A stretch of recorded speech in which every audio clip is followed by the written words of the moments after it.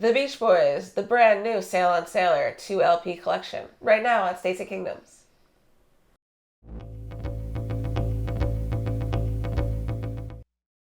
Welcome back. Today we're talking about the Beach Boys' new release, their 2 LP collection.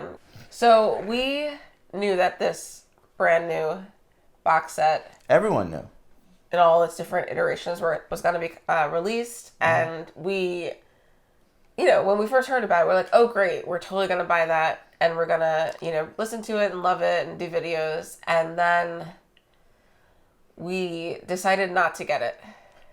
At least not the Super Deluxe version, right? We did not buy the Super Deluxe version. We bought the little version. Wow. The 2 LP version. Yeah, well, something like that happened. Basically,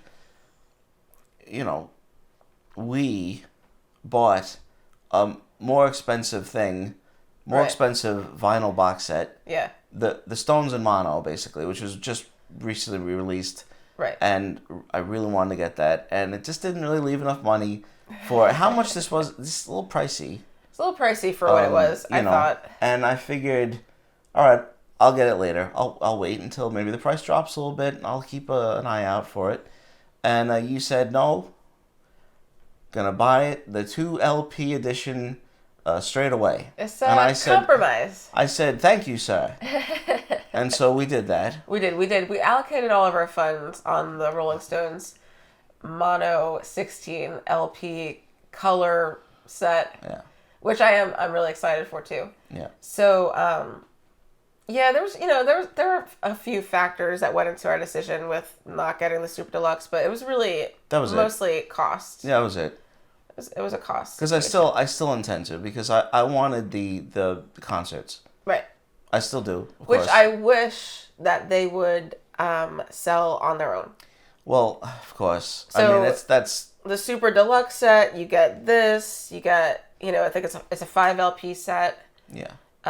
So you get all of the concert audio, which is what you really want, because the only other thing that gave me pause, yes, was the Sounds of Summer, which I really did not like. I didn't like how that sounded either. And I was concerned after that because, that one bothered me. I didn't like the remixes. I thought it would be a poor introduction to the Beach Boys, really, is what I thought. And the day that came out, we did a review of the 93 box set Good Vibrations instead, which I think is an excellent introduction. So we've been doing this for a long time, basically. Sure.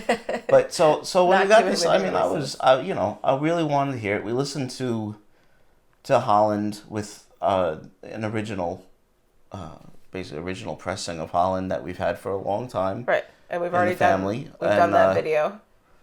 And I went back and forth, and I would say that the original is still better sounding to me. Yes. I would still prefer to listen to the original. I don't think that the new remaster improves upon anything, really. It's not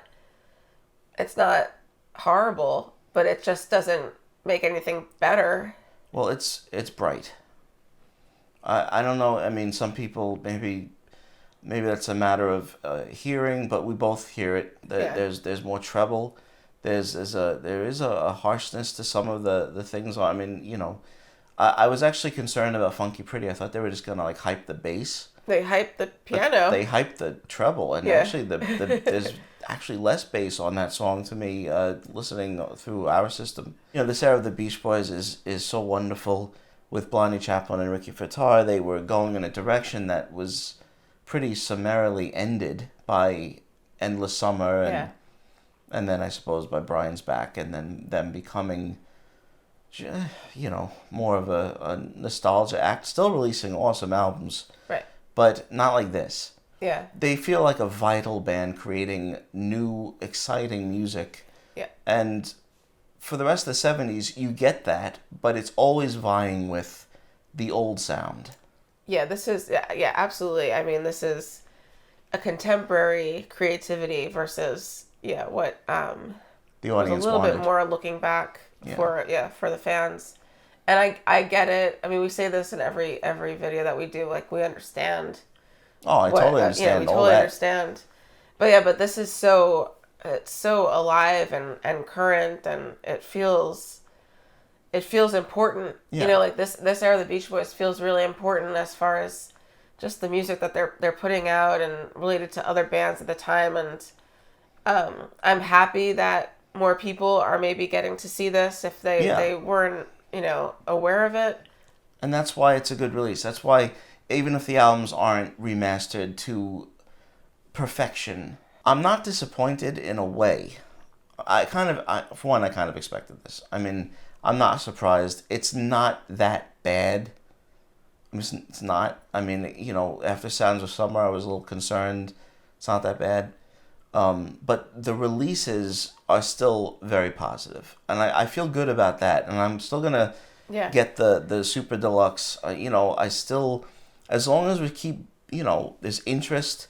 If there's more interest from these things, at some point, you might get better remastered versions. I mean, these aren't the greatest, but you can still... Right. They could still do it. And, you could have, I mean, maybe this is wishful thinking, but you could have almost like something akin to the 1980 Capitol, mono releases. You could have, maybe someone of a Steven Wilson sort of stature. I don't want them remixed really, but I mean like someone of a stature like that maybe to get involved. This is the Beach Boys we're talking about, So these are still hopeful releases, and there's still tons of great stuff on them. The albums aren't really the thing that I really want from them anyway. So neither of these remastered versions are going to become the definitive versions. And, like we said, I mean, it doesn't really matter. It's quite pricey, which is really one of the only things that, because, it's fairly, it's still expensive.